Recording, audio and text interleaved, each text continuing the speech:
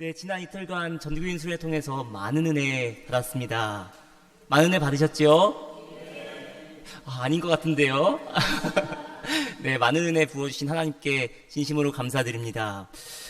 저와 여러분 위에, 우리 디셀도르프 한인교회 위에 풍성한 은혜를 부어주셨는데, 받은 은혜를 누리며 나누며 살아가기를 축복합니다. 전교인 수련회 오전 시간에는 마가의 인생 이야기를 함께 나누었습니다.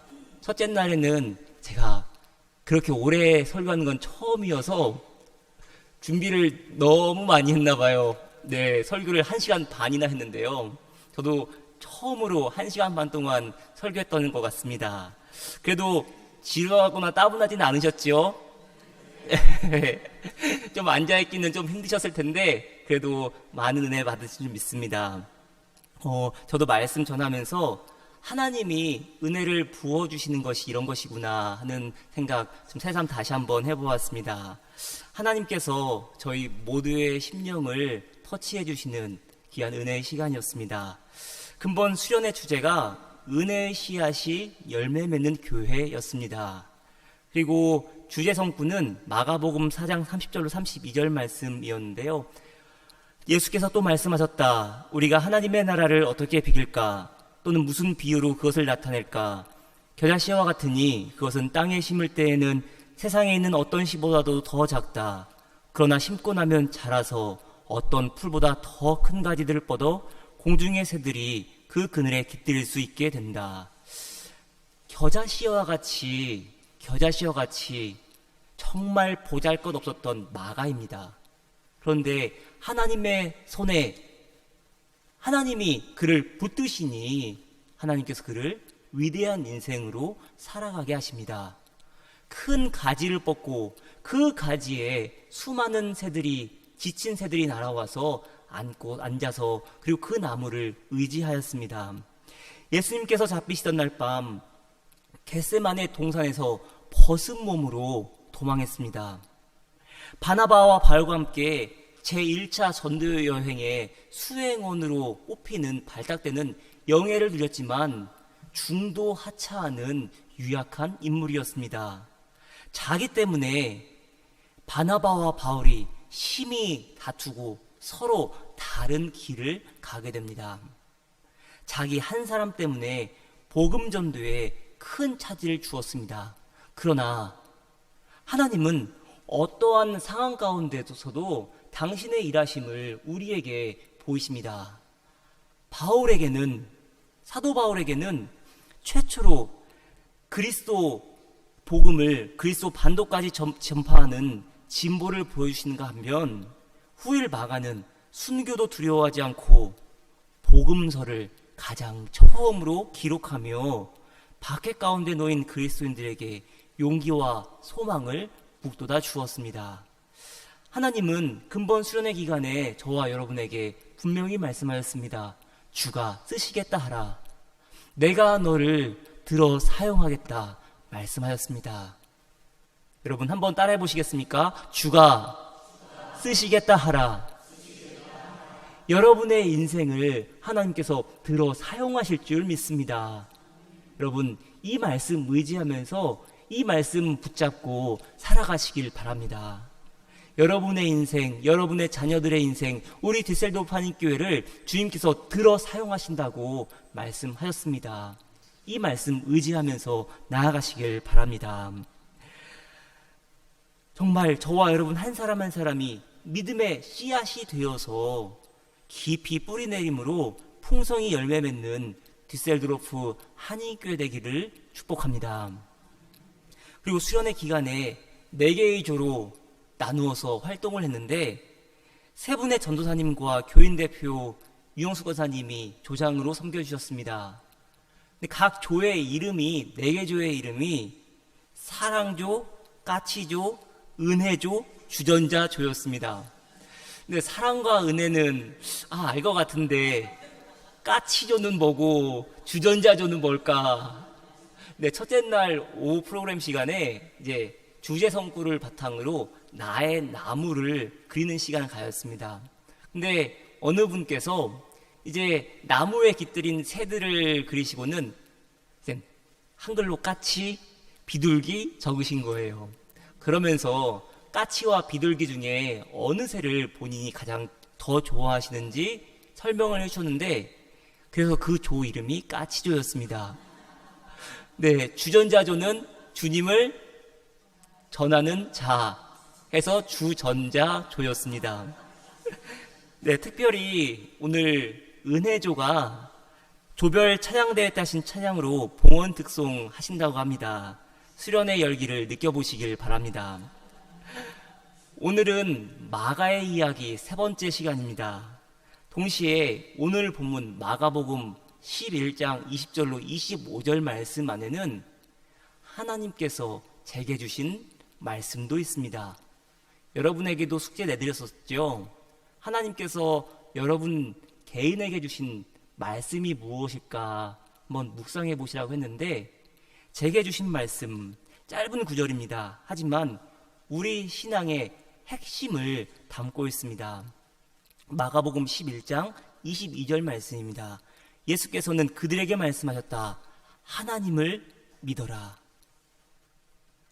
하나님을 믿어라. 오늘 이 시간 저와 여러분에게 주시는 말씀입니다. 어쩌면 신앙생활 가운데 너무나 당연한 말이지만, 과연 우리는 진정으로 마음 다해 하나님을 믿으십니까? 하나님을 믿으시길 바랍니다. 마가가 유약한 인생으로 살아갈 수밖에 없었던 이유, 수많은 이유가 있을 것입니다. 하지만 가장 근본 이유는 그의 마음에 온전히 하나님을 믿지 않았기 때문입니다. 하나님을 온전히 신뢰하지 못했기 때문입니다. 아버지를 일찍 여인 그 깊은 마음의 상처 사실입니다. 하지만 하나님을 인격적으로 만나지 못했기 때문에, 하나님이 나를 통해 예비하신 일들, 하나님이 나를 통해 이루실 일들을 깨닫지 못했습니다.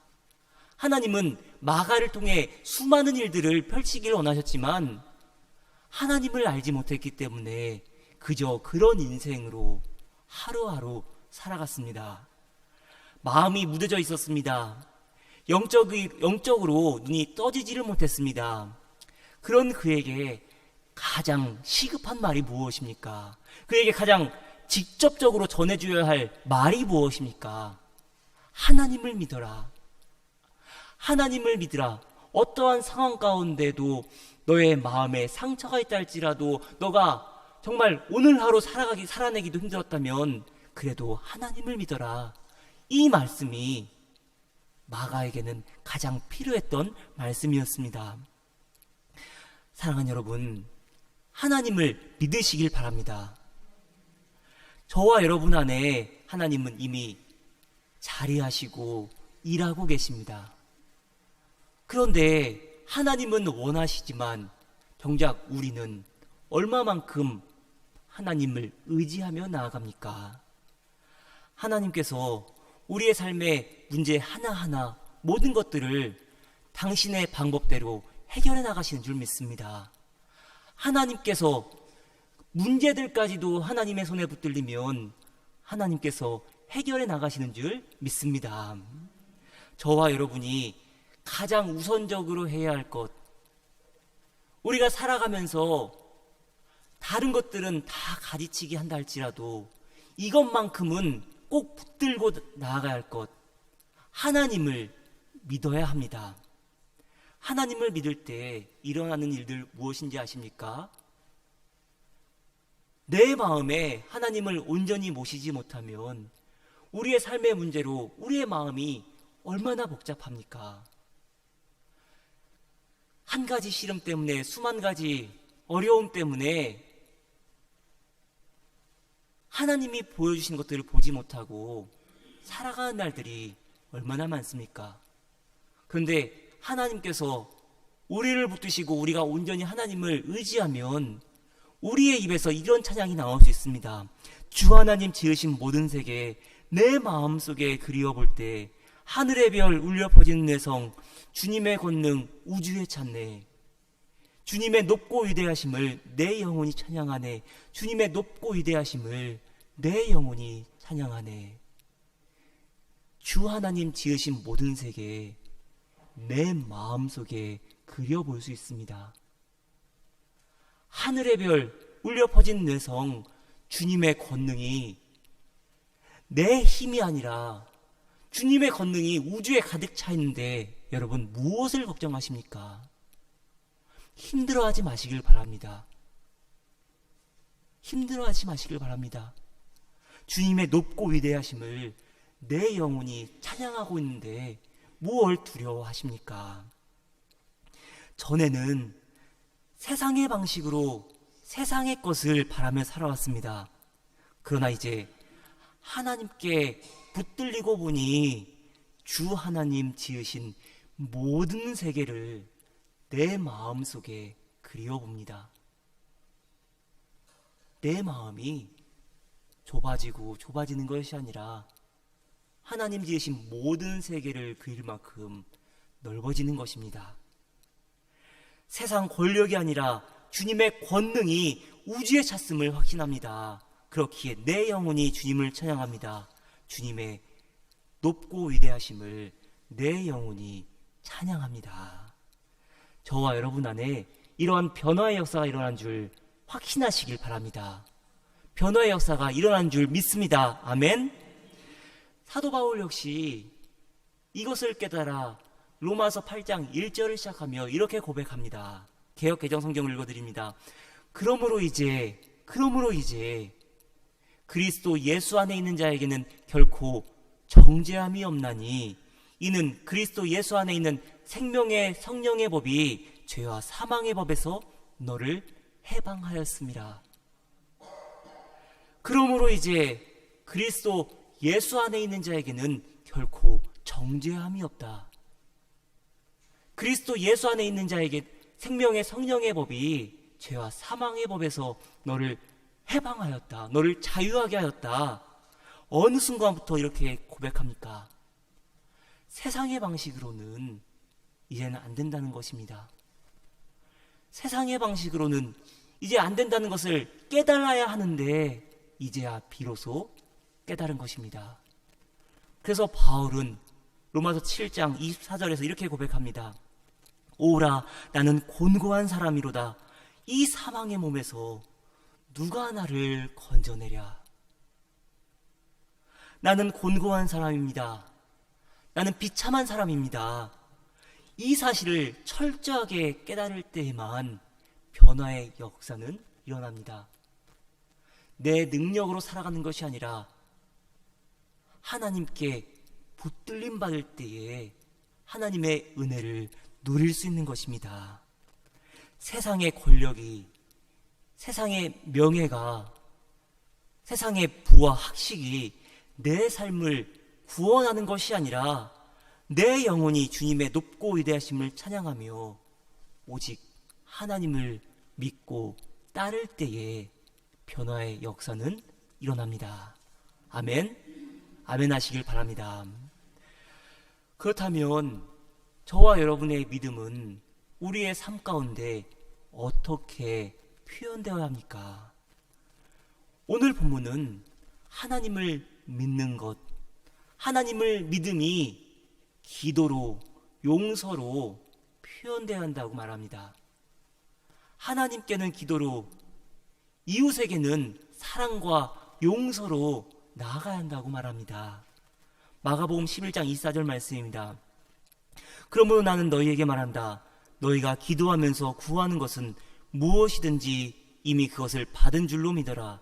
그리하면 너희에게 그대로 이루어질 것이다. 아멘. 하나님께 쓰임받으려면 여러분이 진정 하나님께 쓰임받기 위해서는 먼저 멈추어 서는 것이 중요합니다. 지금 내가 가는 길이 옳은 길인지 바른 방법으로 살아가는지 매 순간 습관대로 살아가고 있지 않은지 멈추어 서서 생각해야 합니다. 시도 다이머는 배우는 법을 배우기란 책에서 이렇게 말합니다. 대개 배움의 열쇠는 애쓰는 것이 아니라 멈추어 명료하게 생각하는 데 있다. 즉 당신이 늘 하던 방식대로 행하는 것을 멈추는 것이 배움의 비결이라고 할 수 있다. 아멘. 성경 말씀은 아닌데요. 여러분, 애쓰는 것보다 더 중요한 것은 멈추어 서서 생각하는 것입니다.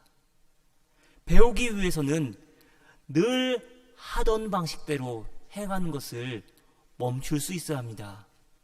멈추어 생각할 때 늘 하던 방식이 아닌 하나님의 방식으로 생각할 수 있게 됩니다.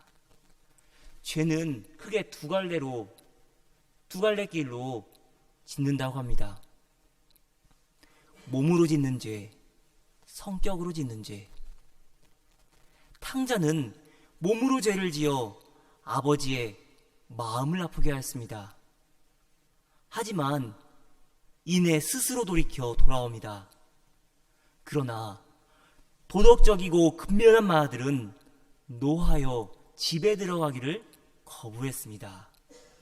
결국 아버지와 종들과 모든 손님들의 마음을 기쁘게 한 사람은 누구입니까? 반대로 자기 빼고 모든 이들의 마음을 불편하게 한 사람은 누구입니까? 근데 저와 여러분 역시 성격으로 짓는 죄 얼마나 많이 짓고 살아갑니까? 만아들의 눈썹에 몰려있는 천둥 구름이 저와 여러분에게도 이 미간에 잔뜩 있지 않습니까? 멈추어 서서 나의 성격, 나의 성품을 생각하는 이유는 성품이 사랑을 드러내는 시금석이자 지표이기 때문입니다.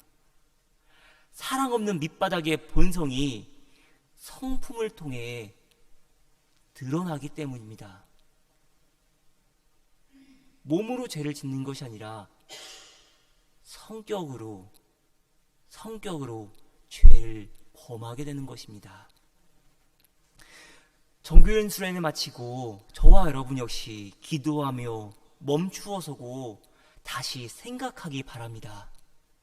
습관대로 신앙생활을 하고 있진 않은지 지금까지 살아온 방식으로 똑같은 선택 오늘도 지금도 하고 있지 않는지 살펴보시길 바랍니다. 저와 여러분의 내면 깊은 곳에서 말씀하시는 주님의 말씀 들으시길 바랍니다. 돌아오너라 말씀하시는 주님의 음성이 저와 여러분의 귀에 들려지길 바랍니다. 뿐만 아니라 하나님을 믿고 하나님께 기도하는 것은 삶의 온전함으로 이루어져야 합니다. 사랑으로 역사하는 믿음이 있어야 합니다. 그래서 오늘 본문은 믿음에 대해 기도에 대해 말씀한 후에 용서라는 주제로 마무리합니다. 마가복음 11장 25절입니다. 너희가 서서 기도할 때에 어떤 사람과 서로 등진 일이 있으면 용서하여라. 그래야 하늘에 계신 너희 아버지께서도 너희의 잘못을 용서해 주실 것이다. 직장에서도 일을 잘한다고 좋은 사람이 되는 것은 아닙니다. 교회에서도 직분 잘 감당한다고 좋은 사람이 되는 것은 아닙니다.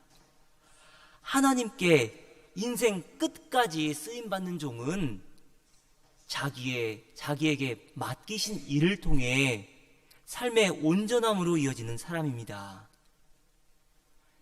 피아니스트이자 작곡가인 시모 번스타인의 말을 들어보시길 바랍니다. 조금 긴데요. 한번 음악 하시는 분들은 특별히 더 많이 느끼실 거예요. 한번 우리 모두에게 모든 인생에게 이러한 고백이 얼마나 위대한 것인가 한번 생각해 보면서 들어보시길 바랍니다.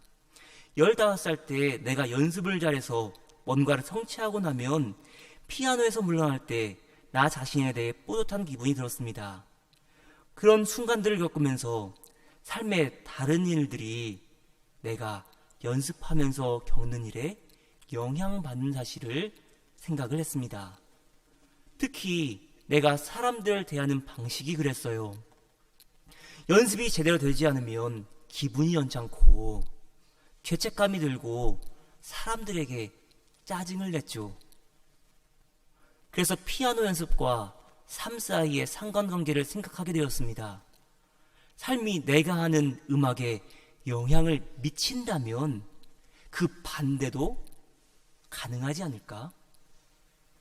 그들은 너무나 많은 음악가들은 이런 통합을 음악적으로 이루고는 피아노에 두고 그냥 가버려요. 그러니 많은 이들이 인간적으로 망가지는 것이 놀랄 일이 아니죠. 그들은 음악적으로 이룬 통합을 일상의 삶으로 가져가는 데 실패합니다. 삶과 조화시킬 수 있는 통합을 말이죠. 여러분, 대단한 통찰 아닙니까? 음악만 잘하는 것이 아니라 음악을 통해서 내 삶의 온전함까지 이어져야 한다고 말하고 있습니다. 좋은 음악가가 되기 위한 모든 것이 좋은 사람으로서 살아가는데 통합될 수 있어야 한다고 말하고 있습니다. 아무리 훌륭한 음악가라 할지라도, 아무리 위대한 지도자라 할지라도, 아무리 영적인 목회자라 할지라도 그것들을 일상의 삶으로, 삶의 온전함으로 전도하지 않으면 모두 다 허사입니다. 저와 여러분 역시 그렇습니다. 아무리 믿음이 있어도, 아무리 열심히 기도해도 사랑하지 못하고 용서하지 못하면 허울뿐인 믿음에 지나지 않습니다. 사도 바울의 권면, 사도 바울의 경고를 들어보시길 바랍니다. 갈라디아서 5장 13절 15절입니다. 형제자매 여러분, 하나님께서는 여러분을 부르셔서 자유를 누리게 하였습니다. 그러나 여러분은 그 자유를 육체의 욕망을 만족시키는 구실로 삼지 말고 사랑으로 서로 섬기십시오.